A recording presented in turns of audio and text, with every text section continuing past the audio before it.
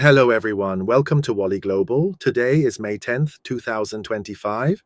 Everyone has been talking about the geopolitical struggle between China and the United States, right? Soon, China started thinking, hey, can we ally with Europe to counter the United States? The United States has tariffs, exports to Europe, and then suddenly things went wrong. For China, even the European Union is now warning its members. Countries that Chinese capital controls over 30 ports in Europe. This shatters China's dream of allying with Europe to counter the United States, and this time it's a big loss. How will Chinese and Hong Kong capital venture internationally in the future? Even Europe harbors such ill intent towards China. Recently, everyone knows Li Ka-shing sold ports, and it has been widely announced with continuous criticisms. There's even a threat to use the national security law and so on, also mentioning anti-monopoly investigations using all sorts of laws aiming to trouble Li Ka-shing's situation. This has led to widespread international attention, with discussions in Japanese media, European media, and American media. Everyone is re-evaluating. Ultimately, these ports are these Chinese enterprises in these ports directly influenced or controlled by China, leading to a national security crisis. Let's watch the video to understand why this news is happening. Before we get started, please give this video a like and leave a comment below. Feel free to share this video with your friends too. If you're into this kind of content, make sure to subscribe to my channel and don't forget to hit the bell icon so you'll get notified whenever there's a new video. Thanks a lot. Yahoo Finance reported. In fact, it also quoted a report from Politico, saying that CK Hutchison recently plans to sell its ports, as everyone knows, which has been discussed in many episodes, right? This involves 43 cargo ports, including 2 in Panama. Unexpectedly, this transaction, under the extensive state-owned media Ta Kung Pao criticism, repeated criticism for over 10 days, ended up attracting international attention. According to Politico's report, that Chung Kong, along with other Chinese companies like China COSCO Shipping and COSCO, as well as China Merchants Group, already controls more than 30 cargo ports in Europe, has practically captured Europe's maritime assets. The European Union's Transport Commissioner Apostolos Tzitzikostas recently issued a warning, urging governments to reassess the security of these ports and be cautious of foreign influence infiltration. These foreign forces clearly refer to Chinese companies, China. Although they were not mentioned by name, the comment by Belgian think tank scholar Simon van Hoymissen suggests it is obviously aimed at China's expansion in European ports. For example, Belgium's Antwerp, the Netherlands' Rotterdam, and Greece's Piraeus, these places are the heart of logistics and trade in Europe. How can one not be nervous? According to his report. In the past, people thought foreign investment in ports was a good thing and could help economic development, but now it causes concern. The attitude of the European Union has made a 180-degree shift. Politico says that the European Commission recently issued a defense white paper. It's not just commentary, not just casual discussion. It is a formal official document with research as its foundation, a white paper emphasizing strict control over foreign enterprises, holding important fundamental rights. Additionally, the Socialist and Democrat group of the European Parliament is drafting an opinion document. Also, it turns out that the European Union itself is about to revise what is called the Foreign Investment Screening Regulation. This draft is being prepared, and it explicitly states that stricter regulations need to be included. Why such a big change? Because these so-called benign investments are now seen as security threats. A Portuguese parliamentarian named Ana Miguel Pedro. She's actually a member of the center-right European People's Party, and she's also part of the Maritime and Offshore Affairs Group. She directly pointed to COSCO, as everyone knows. China's COSCO, its behavior doesn't resemble that of an ordinary market player, but rather obeys the Chinese Communist Party. According to her, their presence at the ports is no longer merely an economic issue, but a strategic risk. She also made a shocking statement. She said, "A foreign hostile force only needs to exploit a weakness at a European port to jeopardize all of Europe." Wow, hearing this here, really everyone shouldn't just think about the United States thinking China. It is a threat. I didn't expect such a big backlash from Europe, and they spoke so directly, so strongly, so intensely.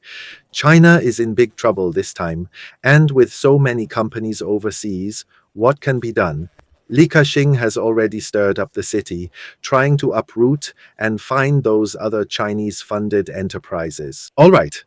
Why is the European Union suddenly so concerned about port security? Actually, a very important background is the changes in geopolitics. According to the Polish think tank, DIED, Poland had previously been in Poland for a long time, not allowing the US military to, some, like the fleet, are transporting weapons over there at Polish ports, causing suspicion and divergence among everyone, whether America, Poland, or Europe. According to a report by the Polish think tank called the Center for Eastern Studies, once Russia invaded Ukraine, China was always secretly supporting Russia from behind. Wow, the way this report is written is actually troublesome. These events I just mentioned have caused the European Union's concerns about port security to rise rapidly. Ports are not only places for goods transit, they are also key points for international supply chains and military logistics. So, if foreign forces control these ports, they can influence Europe and its economic security and stability at any time, along with the national security risk. This background explains why the European Union is now concerned about Chinese enterprises. Why is investment in ports by these industries so sensitive? It is no longer purely a matter of commercial interests, but involves larger strategic considerations. If this claim holds and the United States treats China this way, China thinks it can export to Europe and take the opportunity to ally with Europe, then what? Who knew? It turns out that's not the case. Europe is not that friendly towards China, it seems.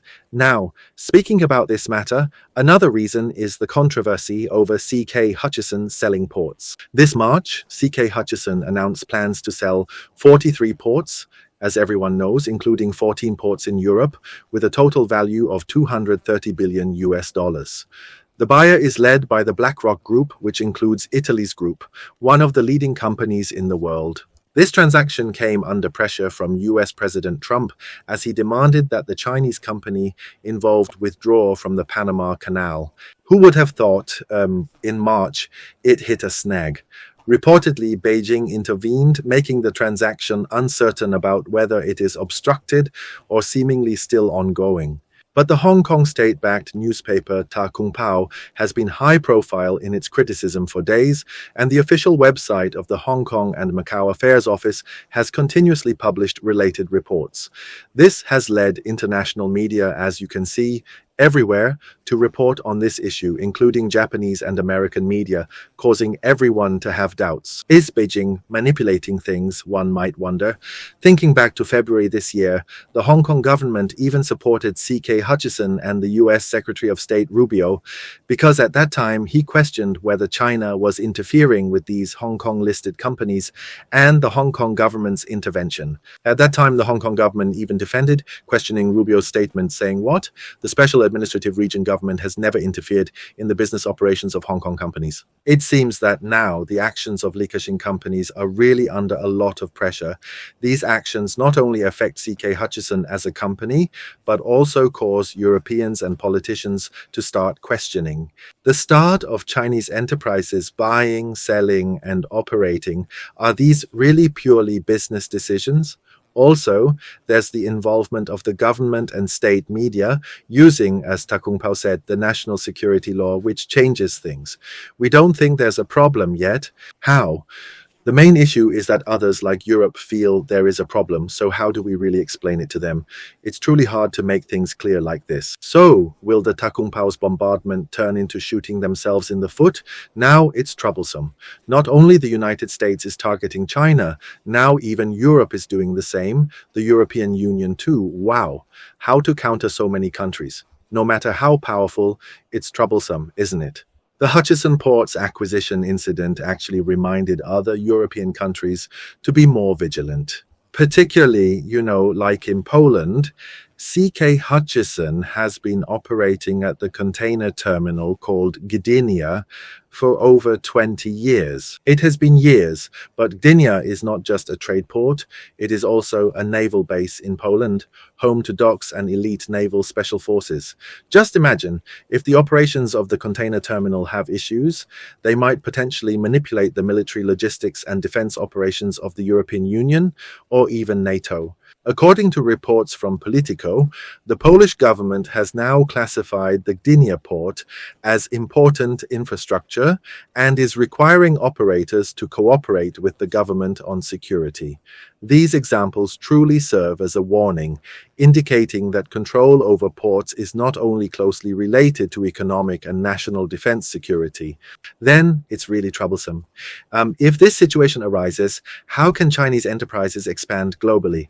Only encountering obstacles everywhere. We can only say this much. We must present a viewpoint that Chinese enterprises, including those from Hong Kong capital is considered Chinese capital, so this path of going global will only become increasingly difficult. Forget about internationalization.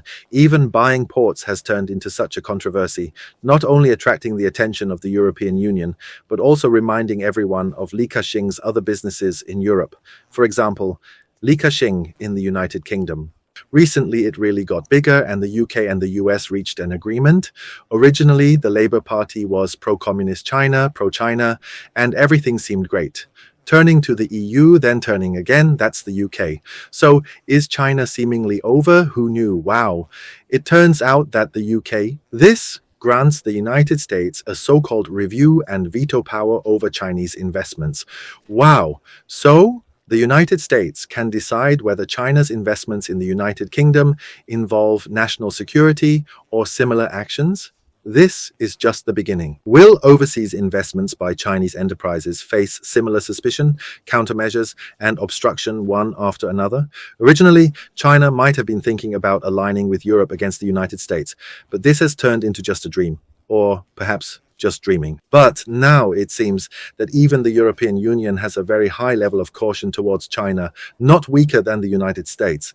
This situation is a major issue for China and a very troubling problem. Coming, do you think it might be a bit more pro-China? Not really. Look at how they cancelled the tax exemption of 150 euros from China's small parcel. The regulation exempts tax for amounts below a certain threshold, which is the same approach as the United States. Additionally, they are taking anti-subsidy actions again, with the European Union imposing a 66.7% tariff on Chinese-made machinery and equipment. Wow, this is extremely high tariff indeed. Though not as crazy as the United States with over 200 points, 66.7 points is still an extremely high tariff. You see, the European Union is no pushover. Moreover, it is not friendly to Chinese electric vehicles either. Although there is this high tariff that acts as a price floor, meaning it cannot be below a certain price, it weakens the original pricing advantage and competitiveness of Chinese products. If the prices are the same, would you buy a Chinese electric car or a European one? That's for everyone to think about, what Europeans might think, right? Is it? It's not tariffs, but it still prevents you from dumping. Simply put, it's not that easy to go to places. That's right.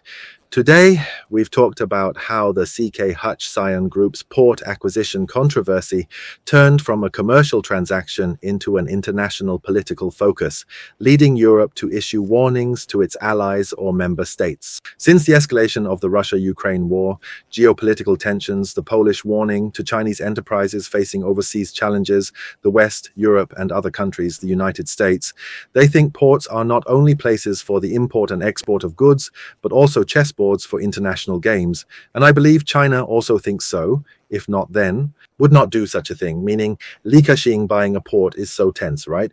So Ana Miguel Pedro, that member just now, she said we cannot have strategic blind. One side having full visibility, then in the future, how will Chinese enterprises integrate globally? Will Europe tighten regulations further on foreign capital, foreign investors, especially towards China? We will all continue to watch closely. However, Chinese investments in the UK will face significant challenges. Additionally, what raises suspicion or concerns is Li Ka-shing's extensive investments in Europe, particularly in the United Kingdom. What's Li Ka-shing intending to do? Completely detach from those of CK Hutchison, detach from Hong Kong and China, these places, or turn around in Europe and say cut off from fully embracing the country? Really? Why not discuss below? That's all for today's video. If you enjoyed it, please give it a like, leave a comment, and don't forget to subscribe to my channel. Thanks so much for watching. See you next time.